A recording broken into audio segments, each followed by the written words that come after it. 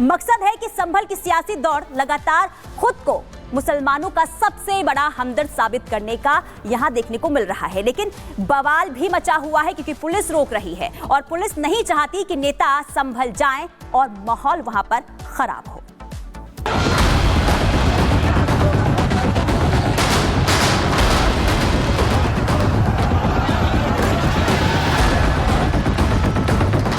संभल में दंगा क्या हुआ? विपक्षी दलों के लिए संभल तो सियासत का पर्यटन केंद्र बन गया, जिसे देखो विपक्ष का हर नेता आज संभल जाने की जिद पर अड़ा है।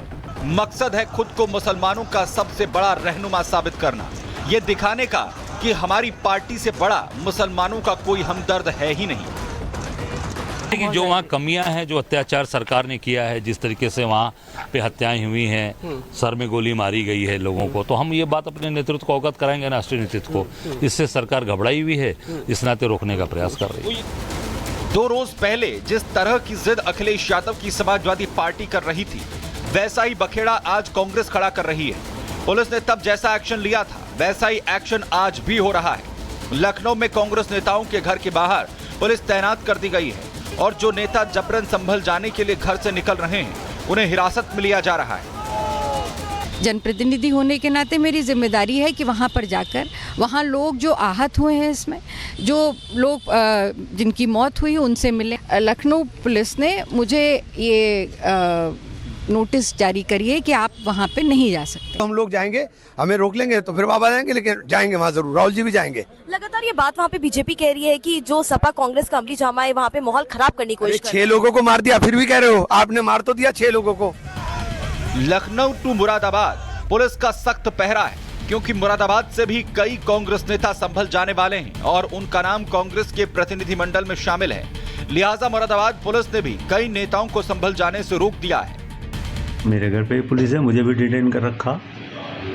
मैंने इनसे भी यही रिक्वेस्ट की है कि अध्यक्ष जी आएंगे तो मैं ज़रूर जाऊंगा। बहुत लोग जाने के लिए इच्छुक हैं। संभल की सियासी दौड़ और वोट बैंक को साधने की ऐसी होड़ मची है कि जो नेता आज संभल जाने की जिद कर रहे हैं, उन्होंने ऐसी फुर्ती तब नहीं दिखाई थी जब बहराइच में राम गोपाल मिश्रा को दंगाइयों ने गोली मार दी थी। सपा और कांग्रेस नेताओं ने ऐसी फुर्ती तब नहीं दिखाई थी जब कोलकाता में आरजीकर मेडिकल कॉलेज में महिला डॉक्टर की रेप के बाद हत्या कर दी गई थी। और तो और बांग्लादेश में तो रोज हिंदुओं पर अत्याचार हो रहा है, लेकिन मजाल है कि विपक्ष का कोई नेता सड़क पर उतरकर प्रताड़ित हिंदुओं के लिए आवाज उठा दे। और इसीलिए बीजेपी इसे विपक्ष की तुष्टीकरण की राजनीति बताकर विपक्ष को घेर रही है। कांग्रेस वोट बैंक की राजनीति करती है, प्रो इस्लाम उनको वोट दिखता है मुसलमानों के साथ, इसीलिए वो संभल जा रहे हैं। और किसी ऐसे हिंदुओं के ऊपर अगर होता है तो वहाँ इनकी जुबान नहीं खुलती। देखिए, समाजवादी पार्टी और कांग्रेस पार्टी एक सांपनाथ है तो एक नागनाथ है।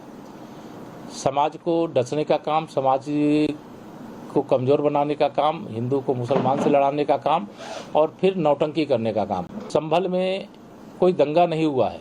समाजवादी पार्टी के 2 गुंडे, अपराधी, माफिया, दंगाई किस्म के लोग आपस में लड़े और जो आपस में लड़े हैं उसमें ये नाटक क्यों कर रहे हैं? क्योंकि विपक्षी दलों के लिए संभल का मामला उनके वोट बैंक से जुड़ा है और इसीलिए सपा हो या कांग्रेस, दोनों जिद पकड़े हुए हैं कि आज नहीं तो कल संभल तो जाएंगे ही जाएंगे और रोक सकते हो तो रोक लो। संभल जो कुछ हुआ है ये प्रशासन की नाकामी रही है।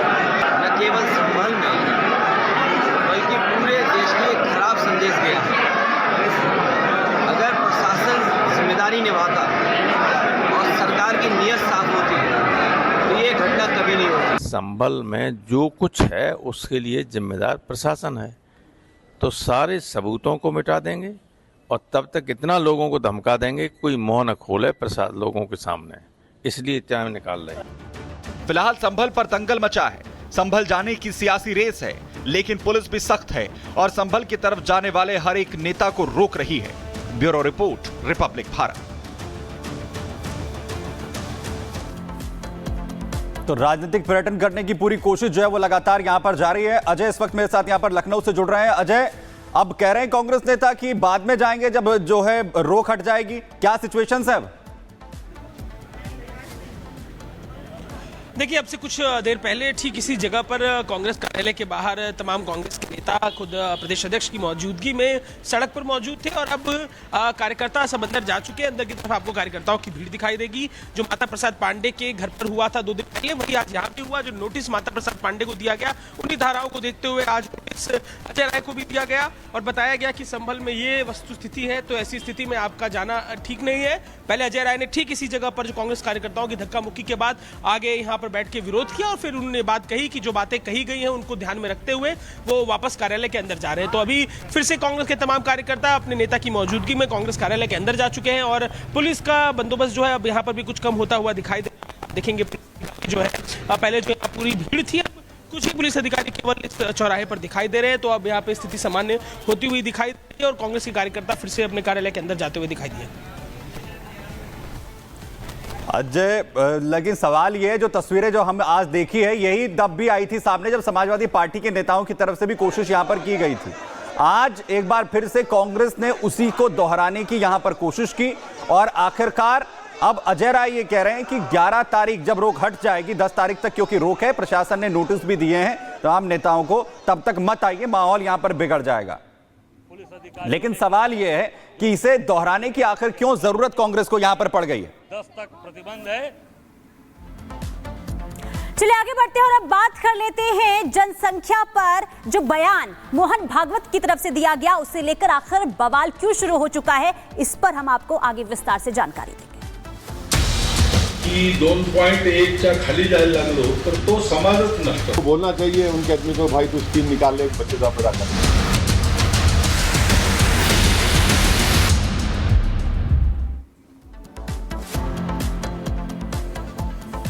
तो देखिए, जब तक हम ये खबर आगे आपको बताएंगे तब तक देश में 8 से 10 बच्चों का जन्म हो चुका होगा।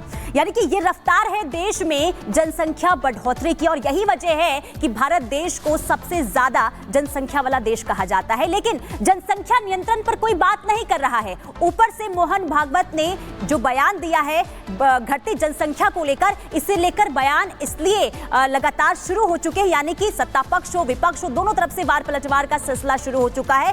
क्योंकि मोहन भागवत ये कह रहे हैं कि 2 नहीं बल्कि 3 बच्चे अच्छे हैं, जबकि टीएमसी के नेता ये कह रहे हैं 3 नहीं बल्कि 4 बच्चे होने चाहिए। यानी कि रेस जो है अब वो जनसंख्या बढ़ोतरी को लेकर देखने को मिल रही है। लेकिन आखिर जनसंख्या को लेकर बवाल क्यों मचा हुआ है, जंग क्यों शुरू हो चुकी है और क्यों इसे लेकर वार पलटवार का सिलसिला देखने को मिल रहा है, आपको रिपोर्ट के जरिए दिखाते हैं।